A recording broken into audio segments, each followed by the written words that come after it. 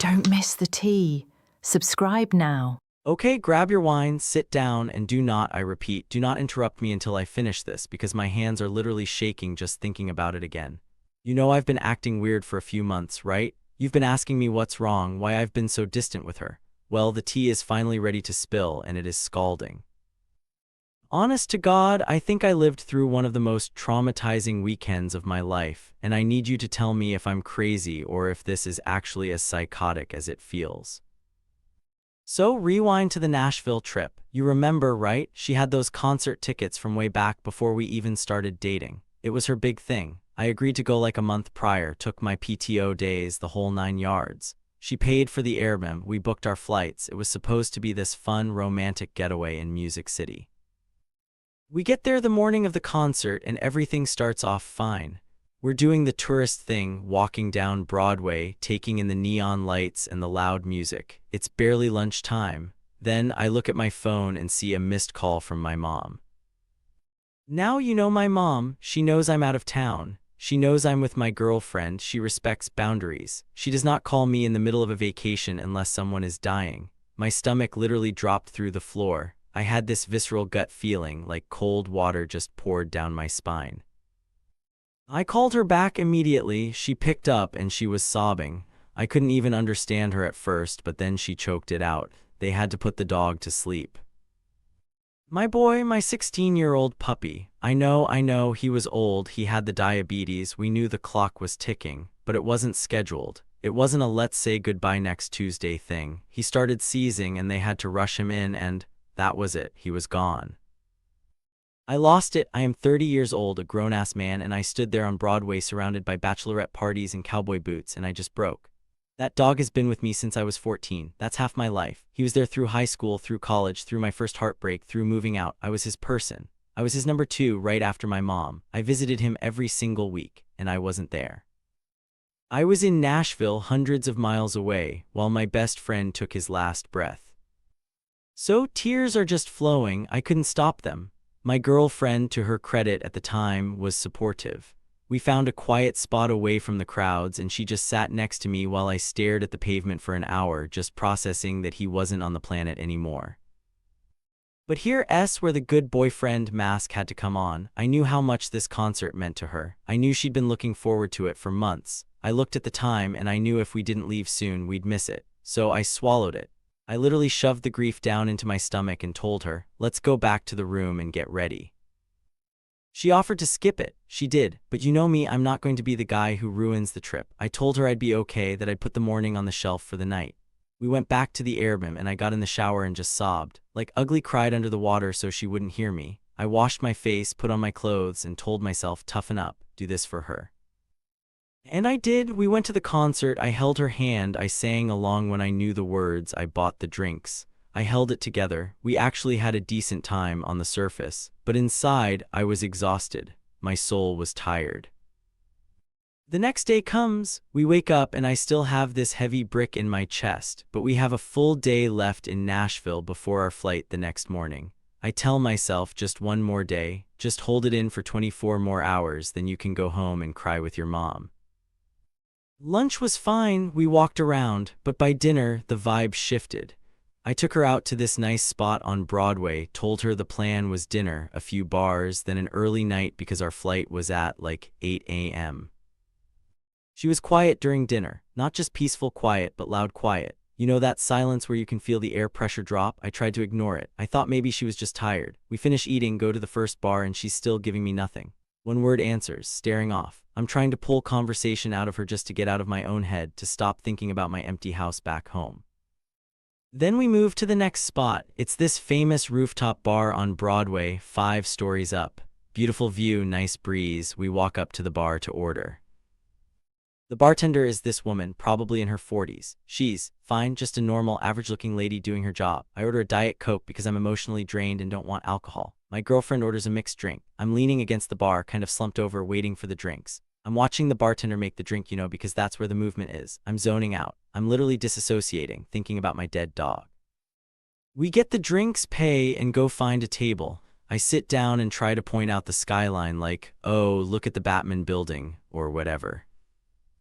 She's barely looking at me. Finally, I ask, "Hey, what's up? You've been quiet." And she looks me dead in the eye and says, "I saw you checking out the bartender."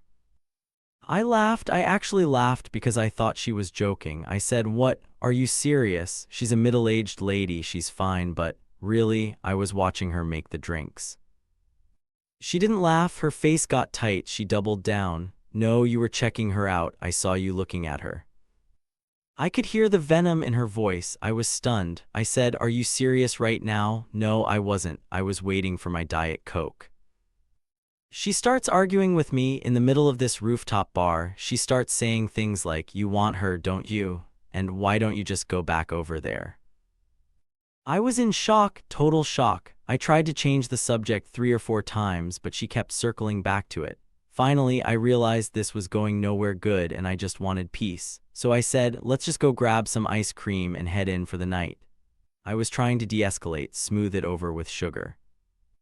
We walk to the ice cream shop. The vibe is atrocious. It's freezing cold emotionally. We get inside the shop and the lights are super bright fluorescent, so there's no hiding. I look at her face and she is seething. Blank stare, jaw tight, eyes full of rage. I'm standing there, trying not to cause a scene. This sweet mom and her daughter strike up a conversation with me in line, complimenting my hat. I'm chatting with them, smiling, trying to be a normal human being while my girlfriend is standing next to me radiating pure hatred. We get the ice cream, and I'm rushing to eat it because I just want to get back to the safety of the Airbnb and sleep. We leave the shop around 10 p.m. I turn to her and say, "Look, I'm down for the count. It's been a long 2 days. I'm exhausted. Let's go back to the room." This is when the wheels completely fell off. She stops walking. She looks at me and snaps, "No, I don't want to go back." I pleaded with her, "Babe, please, I'm done. I need to sleep." She fought me like hell, and not in a cute, "let's stay out late" way. It was aggressive. She started threatening me, saying, "Fine, I'll just go to the bar by myself then." At that point, I was so over it. I said, "Go ahead then," because what else am I supposed to say? It was absurd. We argue the whole walk back. We finally get to the Airbnb and I thought, okay, at least we're private now. I can just lay down. Wrong. I went to the couch to get some space. She went into the bedroom, but she kept the door open and just kept chirping at me from the other room, just picking, yelling that I don't care about her, that I ruined the night, that I was undressing the bartender with my eyes. She was full on yelling now. She had completely lost her shit. I told her to stop speaking to me. I told her I was done engaging. Eventually, I moved to the bed because the couch was uncomfortable and she got in too, and she kept going. Lying there in the dark, she kept whispering aggressive things, telling me I'm a liar, acting like I'm some cheater because I looked at a woman pouring vodka. I snapped. I finally yelled back. I told her she was acting crazy. I screamed, "I wasn't checking out that fucking bartender. She's 40, she's average, stop it." She wouldn't stop. It went on, and finally the grief and the anger just collided inside me. I sat up and screamed, "Are you kidding me right now? You are freaking out on me literally the day after my dog fucking died. My dog died yesterday, and this is what you're doing." Silence for a second. I thought maybe, just maybe, reality hit her. But then she looks at me with zero empathy in her eyes and says, "Well, my mom has a tumor, so maybe I'm stressed too." I swear to you, time stopped. I stared at her. What? This was the first time she had ever mentioned this. First time, ever. She had been sitting on this information, apparently, and decided that the perfect moment to reveal her mother's medical crisis was as a trump card to win an argument about me not staring at a bartender. I was like, what the fuck? Obviously, I'm incredibly sorry to hear that. I wanted to know what was wrong. I was worried. But at the same time, my brain broke. I told her, "That is horrible, but how dare you bring that up right now? How is that fair to weaponize that in this specific argument?" She couldn't see it. She literally didn't understand why that was messed up. She kept chirping, kept justifying her behavior. I finally just lost it completely. I told her to shut the fuck up. I told her to stop talking to me immediately because I needed to sleep or I was going to explode. It was insane. It was the most insane night of my life. It's been a few months now and I cannot shake this. It sticks in my brain like crazy glue. I look at her and I just feel this resentment, it's brewing in me. Every time I think about mourning my dog, I think about her screaming at me about a bartender. Am I overreacting? Be honest with me. Is it crazy that I feel like this was one of the most fucked up situations I've ever been in? I hate using the word and I don't want to be dramatic, but was I abused? Because it felt like emotional abuse. To take someone who is grieving, kick them while they're down, gaslight them about a bartender, and then drop a medical bombshell just to win the fight. Please tell me I'm not crazy. What do I do?